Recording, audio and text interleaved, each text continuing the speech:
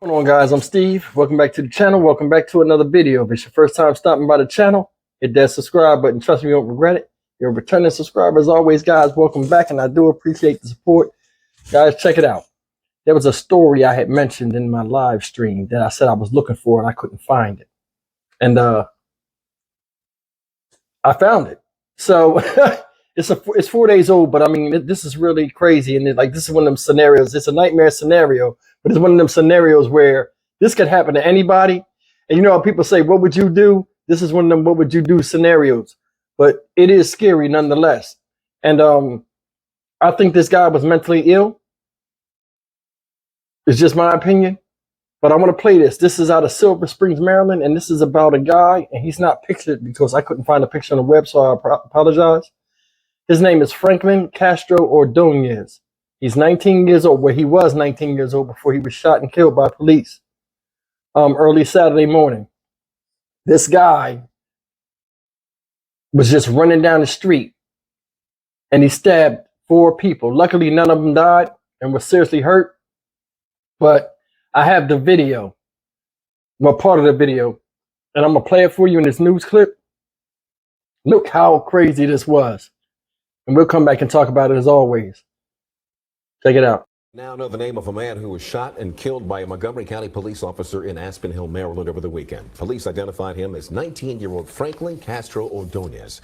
They say that he stabbed 4 people in random attacks Saturday morning and was running through a neighborhood before Officer Justin Lee confronted him.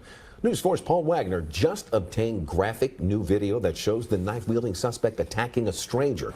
A warning, some may find this disturbing. In this video, recorded just minutes after a woman was stabbed inside the Unique Thrift Shop on Veers Mill Road, and 2 others were stabbed on their front lawn, the suspect, carrying a large butcher knife, tries to stab a man who was sitting outside. He barely escapes what could have been a deadly injury. I'm on Coley Drive, where that video was recorded from a camera mounted on a nearby house. A friend of the man who was stabbed says he happened to be sitting here on this curb waiting for a mechanic.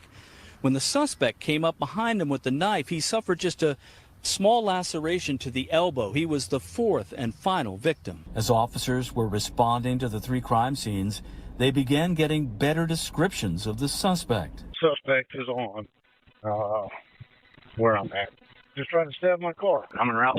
Running up Littleton. This video obtained by News 4 shows the man identified as Franklin Castro Ordonez running down the street with the knife in his hand. It wasn't long before officers spotted the 19-year-old just around the corner on Havard Street.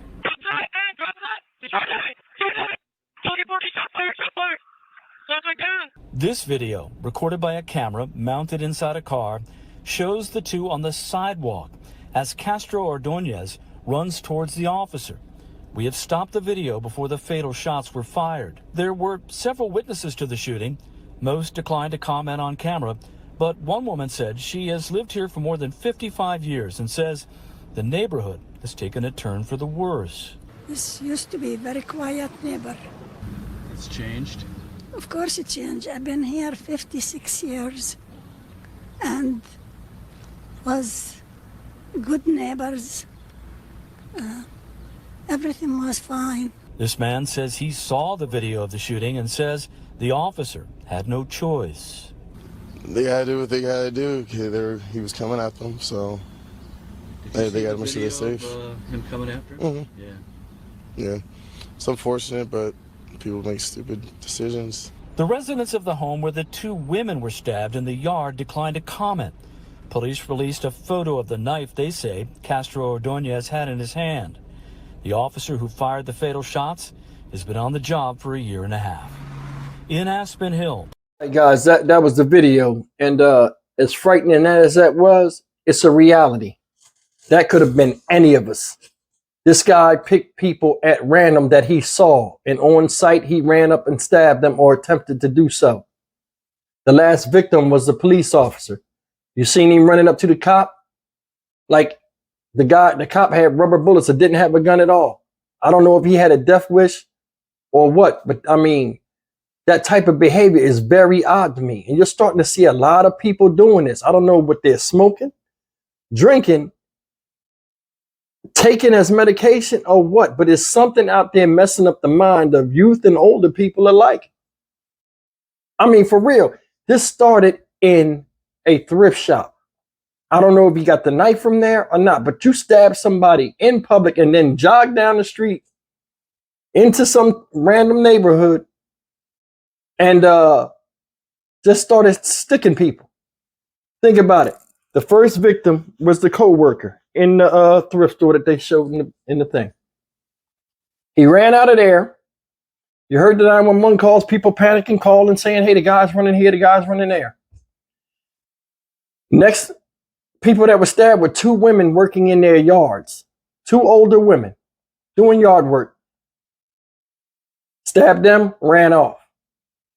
Then there was a man sitting on the curb, waiting for a mechanic. He gave him a taste too. What can you do?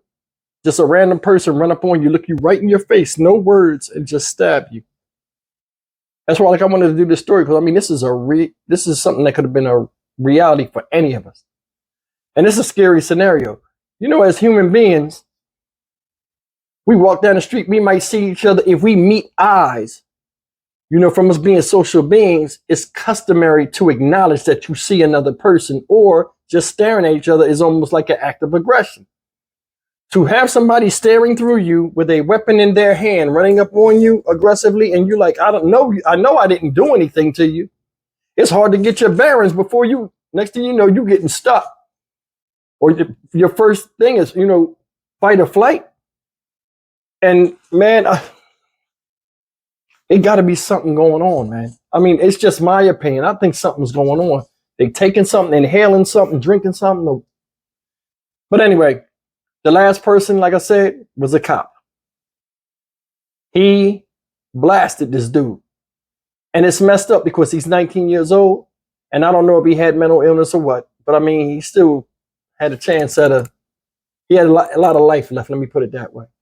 But I mean, honestly, if somebody had to go, I would pick him rather than these people that were innocently minding their business. And that's the thing. Like nowadays, you minding your business is not enough. Seriously, I mean, if I would arm myself, especially if I'm a woman and I'm outside, you never know. People are preying on old women, young women, babies. I would, you know what I mean? Take me some classes, self-defense class or whatever, and just be like, okay, if somebody comes up on me, not saying I'm waiting for that, because I'm not telling you to go out there, get a gun and just walk around on your hip and just show like, look at me, I'm cool and stuff, because that don't work neither. There are people that are taking guns right off of people, and that's embarrassing. If somebody come up on you, strong arm you, and take a gun from you, you ain't shit. That's just my opinion. I mean, sometimes people get jumped and all this other kind of crazy stuff, but you know, it's good to have something on you that can protect you from something like this. You know, and I'm not advocating violence, but I'm advocating protection. Us as citizens should have the right to defend ourselves. And that's real. Here you got 4 people minding their business and had to go to the hospital and get treated for wounds that they didn't even bring upon themselves. Another thing is this, and this happened in Silver Springs, Maryland, right? I don't know if I mentioned that or not. When you look at this as a whole, right? For the way I take it, the way I take this whole scenario, I don't know if he was from that area, but I don't know what made him snap as well. Because I mean, he must have been normal when he went into the store. Because I mean, if he's stabbing people with random weapons, I mean, what's to stop him from punching people? So I don't know if he was triggered in the store or what, you know, or like he just, see, that's the part when I say the mental illness part. If he was going to black out and attack random people, I wonder what triggered him to get the knife and then do that, like go in the store. So I'm thinking now, I'm starting to think he did have the knife when he was in the store, or he might have got the knife from in the store. I don't think he paid for it, but it's a thrift store, so they have stuff laying around. He got the knife and that must have triggered him. I don't know. But I'm just glad everybody survived. I mean, I wish he had survived too and went to jail, but it is what it is. But leave me a comment, man. Tell me what you think. Tell me what you'd do if he was running down the street chasing you with a knife and you ain't had no weapon. And I don't want to hear no out of 40. Most of us would have ran. So let's just keep it real. Because I ain't going to lie. I'd have left my hat and everything. I'd have been running down the street. They'd have been like, oh, he losing his hair. I wouldn't have gave a damn as long as it would stick me with that thing. But I'll see you guys in the next video. Take care.